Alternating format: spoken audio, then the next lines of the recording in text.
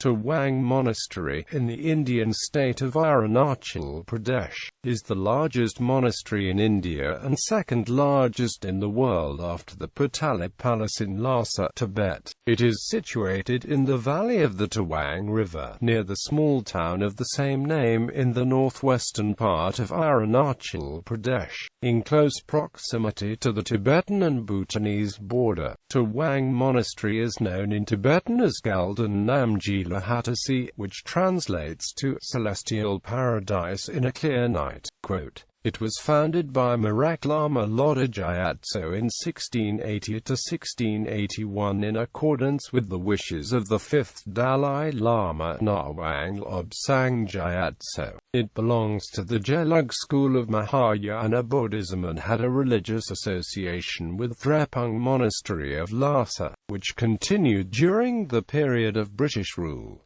The monastery is 3 stories high. It is enclosed by a 925 feet long compound wall. Within the complex there are 65 residential buildings.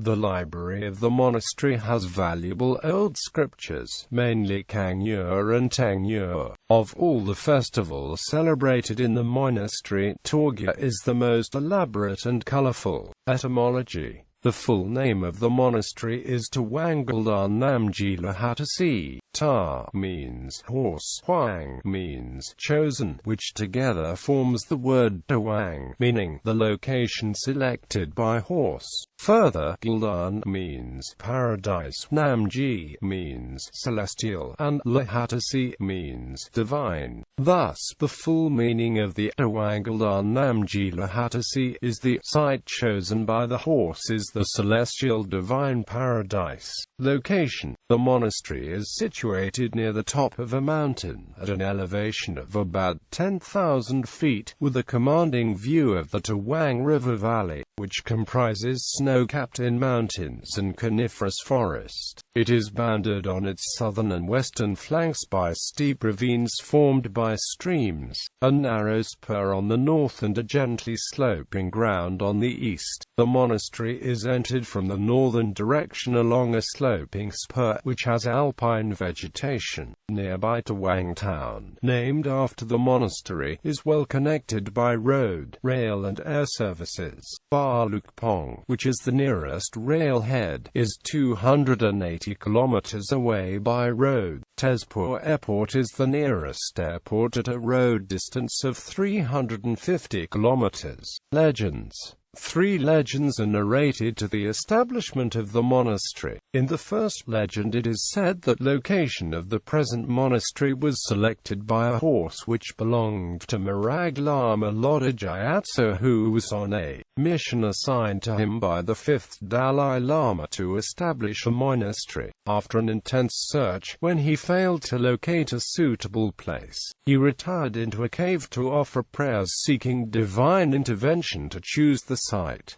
When he came out of the cave, he found his horse missing. He then went in search of the horse and finally found it grazing at the top of a mountain called Tanah Mandekang, which in the past was the palace of King Kala Wangpo. He took this as a divine and auspicious guidance and decided to establish the monastery at that location. Seeking the help of the local people, Merak Lama established the monastery at that location in the latter part of 1681. The second legend of the derivation of the name Tawang is linked to Turtan Pemalingpa, diviner of treasures. At this location, he is stated to have given initiations of Tamdin and Kagyat, which resulted in the name Tawang. Ta is an abbreviated form for Tamdin, and Huang means initiation. According to the third legend, a white horse of the Prince of Lhasa had wandered into Monpa region. People who went in search of the horse found the horse grazing at the present location of the monastery. The people of the area then worshipped the horse and the location where it was found and venerated it every year. Eventually, to honor the sacred site, the Tawang Tawang Monastery was built at the site. One more legend narrated is about the goddess painted on a thangka in the monastery, which is of Galden Lama. This female deity is compared to the Hindu goddess Kali. Like Kali, Galden Lama's thangka is drawn in black color, with flaming eyes, dressed in skirt made of tiger skin, and a garland of skulls around her neck. A moon disk adorns her hair, similar to the one seen on Shiva. She is also associated with goddess Saraswati and Matara. Legend also states that in the past she had lived in Sri Lanka as the consort of a demon king who practiced human sacrifice. As she was not supportive of this practice, she fled from the kingdom. As she was running away, the king shot her with an arrow, which struck the backside of the mule that she was riding.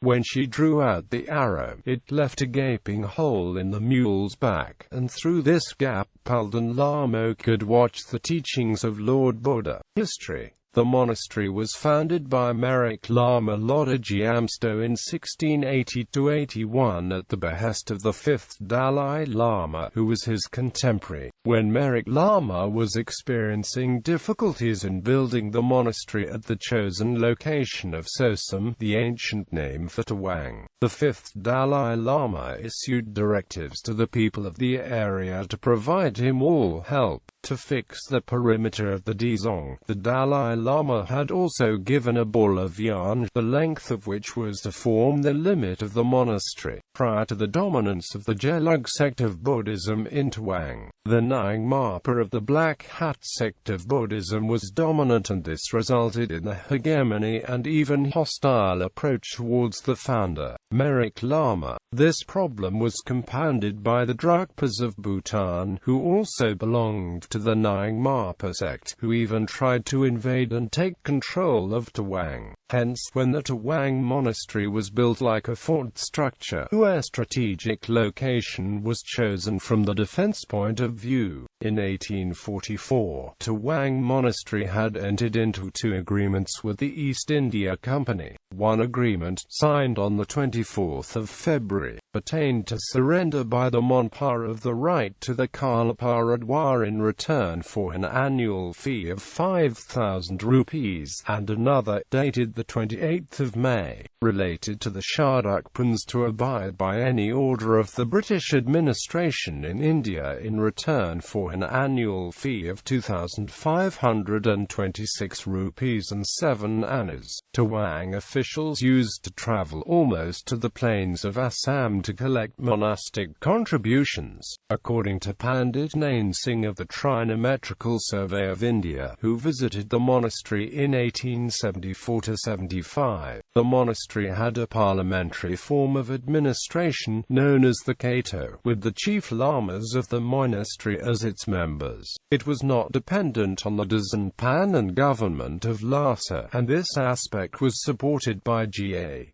Neville, who had visited the monastery in 1924. Until 1914, this region of India was under the control of Tibet. However, under the Simla Agreement of 1913–14, the area came under the control of the British Raj. Tibet gave up several hundred square miles of its territory, including the whole of the Tawang region and the monastery, to the British. This disputed territory was the bone of contention for the 1962 India-China War, when China invaded India on the 20th of October 1962 from the northeastern border, forcing the Indian army to retreat. They occupied Tawang, including the monastery, for 6 months, but did not desecrate it.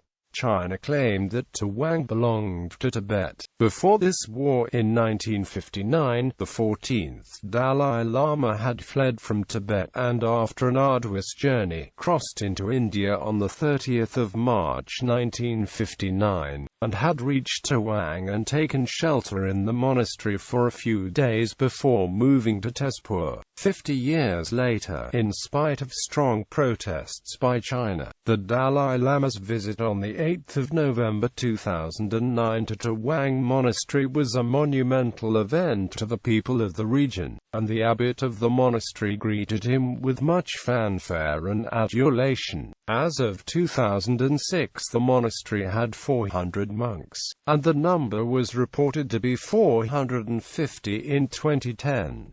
Tawang Manuscript Conservation Center was established in the monastery in August 2006, which has curated 200 manuscripts, and 31 manuscripts have been treated for preservation. In November 2010, it was reported that the monastery is threatened by possible landslide risk, with the Times of India reporting massive landslides around it. Professor Dave Petley of Durham University in the United Kingdom, an acknowledged landslide expert, wrote, "The northern flank of the site appears to consist of a landslide scarp. The reasons for this are clear. The river, which flows towards the south, is eroding the toe of the slope due to the site being on the outside of the bend. In the long term, erosion at the toe will need to be prevented if the site is to be preserved." The monastery currently has control over 17 gumpas in West Kameng district. The monastery has administrative control over 2 dzongs, each headed by a monk: the Dharana dzong, built in 1831, and the Sanglam dzong, also known as Talung Gumpa, in the southwest part of Kameng district. These dzongs not only collect taxes but also preach Buddhism to the Monpa and Shodukpans of Kameng. The monastery owns cultivable lands in the villages of Soma and Noguat and a few patches in some other villages which are tilled and cultivated by farmers, who share the produce with the monastery.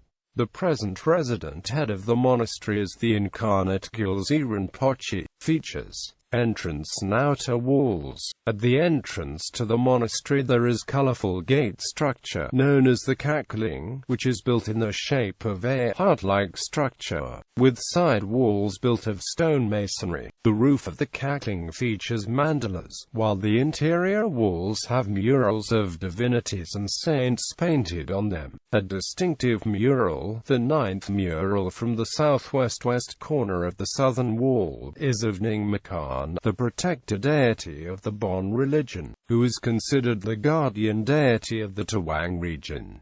Ahead of the main gate of the Kakling, to its south, is another entry, an open gate. The main entrance to the monastery, to the south of the open gate, has massive doors fitted on the northern wall. This outer wall is 925 feet in length, with heights varying from about 10 to 20 feet. Apart from the main gate, the southern side of the monastery has another entry gate, which also has a massive door. Nearer to the gate, there are 2 small openings in the wall which provide complete view of the exterior part of the eastern wall that connects to the Kakling. According to a legend, the 5th Dalai Lama had given a roll of thread to be bound around the walls of the monastery to denote the extent to which the monastery should be built. Main buildings. The monastery, built like a large mansion, is triple-storied with a large assembly hall, 10 other functional structures and with 65 residential quarters for students, lamas and monks.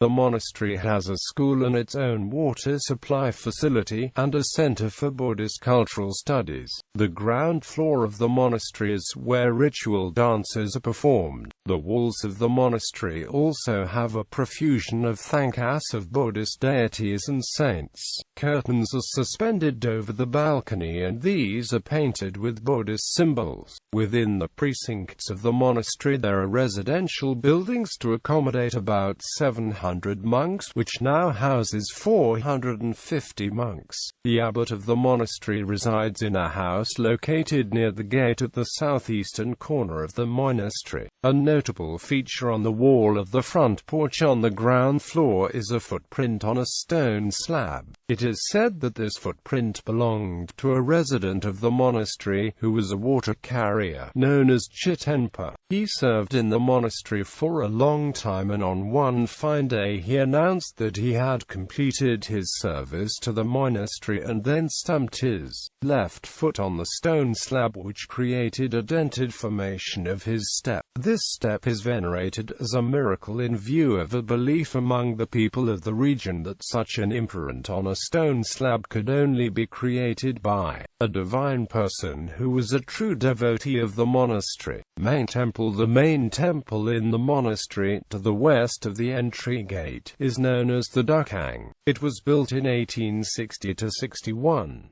A large image of Buddha of 18 feet height is deified. It is gilded and decorated, and is in a lotus position. This image is on the northern face of the assembly hall and is installed over a platform, and its head extends up to the first floor. Next to the Buddha image there is a silver casket that holds a special thanka of the goddess Sro Devi, which is the guardian deity of the monastery. It is said that it was painted with the blood drawn from the nose of the fifth Dalai Lama, which renders an ethereal, living quality to the thanka. This thanka image, also known as Dry Devi, was donated to the monastery by the fifth Dalai Lama. The main temple fell into a dilapidated condition and was renovated in 2002 in the traditional Buddhist architectural style. It has been exquisitely decorated with paintings, murals, carvings, sculptures and so forth. Library and text. The monastery has a printing press for printing religious books using paper made locally. Wooden blocks are used for printing. The books are used usually by the literate Monpa Lamas, who refer to it for conducting religious rituals. The entire second floor houses the library. It contains the scriptures of Gayutangpa, Dodipa, Mamtha, Kangyur, Tengyur and Zungdui, which have been affected due to insect attacks. The collection in the library consists of 2 printed books of Tengyur, which are commentaries on Buddhist teachings, 3 sets of Kangyur, the translated version of the canons of Buddhist teachings, and Chanjya Sangbums in 5 volumes. Of the 3 sets of Kangyur, 2 are handwritten and 1 is printed. The printed sets are in 101 volumes. One handwritten set has 131 volumes and the other 125 volumes. The letters of these 125 books are washed in gold. The religious text, Gayun Tongpa, has letters washed in gold in all its pages. At some stage, some of the sacred scriptures were lost, and the reason was attributed to the monks of the Sona Monastery who used to visit Tawang during winter time. In the past, these monks had demanded that the gilded image of the Buddha be gifted to them. This was not accepted by the lamas of the Tawang Monastery, and as a result the Sona lamas refused to part with some of the sacred texts and records of the Tawang Monastery which were with them. They again took away more books in 1951. Customs and festivals. Monpa, who belong to the Gelug sect, are the dominant sect of the Kameng region. Many Monpa boys join the monastery and become lamas. When young boys join the monastery to train, it is on the condition that it is a lifetime commitment. If a monk wishes to leave the monastery, a heavy penalty is levied. According to a past custom, in a family of 3 sons, the middle son was conscripted to the monastery, and in a family of 2 sons the youngest son was inducted into the monastery. The main Monpa festivals held in the monastery of the Choksa, Losar, Ajalamu, and Torgya. Choksa is the festival when the lamas recite religious scriptures in the monasteries. Following the religious recitations, the villagers carry the scriptures on the back and circumambulate their agricultural land, seeking blessings for good yield of crops without any infestations by pests and to protect against attack by wild animals. In the Losar festival, which marks the beginning of the Tibetan New Year, people visit the monastery and offer offer prayers. Torgya, also known as Tawang Torgya, is an annual festival that is exclusively held in the monastery. It is held according to the Buddhist calendar days of 28th to 30th of Dawatukchipa, which corresponds to 10 to the 12th of January of the Gregorian calendar, and is a Monpa celebration. The objective of the festival is to ward off evil spirits and ushering all-round prosperity and happiness to the people in the ensuing year.